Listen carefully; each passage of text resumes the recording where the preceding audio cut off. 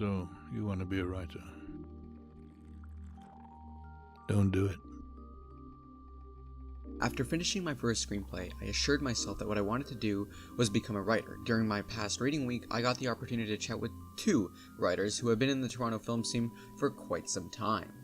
The first writer being Nick Dolensky, a 33-year-old who, despite having graduated from university, is now currently trying to find work being a screenwriter. He is currently a self-employed jack of all trades whose skills range from set production to pixel art, as you will notice from his resume. The second writer I talked to is named Tony Watt, and unlike Nick, who's been in the film scene for about 5 years, Tony has been in it for 20, and his personal brand is focused on producing self-aware B-horror films, far from what you would consider family-friendly. So after talking to these guys, what I found interesting is that they did not attend post-secondary education for their occupations.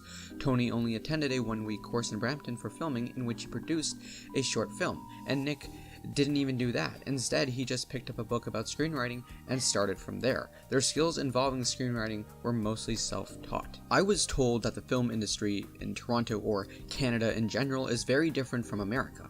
In Canada, people like Anne of Green Gables, not vampire hookers. And this is true if you look at the CBC. Look at what kind of shows they produce. They want culture, not pop culture. When I asked what it takes to be a writer in Toronto, both of my interviewees' thoughts were similar. They both believe that you have to have the drive to be a writer. Even after a hard day of bussing tables for 10 hours, you still have to have the spirit to fire up your computer and be able to bust out 10 pages of a screenplay.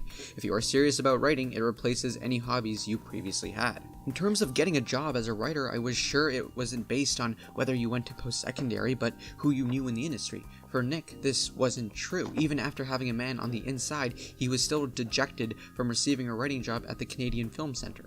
He assured me it wasn't his work that was the issue, because it was the most polished piece of writing he had ever done. He assumed the reason was because he was some bumpkin from Ottawa and in a room with all these big shots who have degrees under the belt. He told me that the staff were looking for people who lived and breathed film. After re-listening to the interviews, I wondered if I was romanticizing before about wanting to be a screenwriter in Toronto, because while these interviews did excite me just as when I had first decided to pursue this career, there is now a fear stemming from the idea that even if I put in a lot of hard work, it may still result in no employment.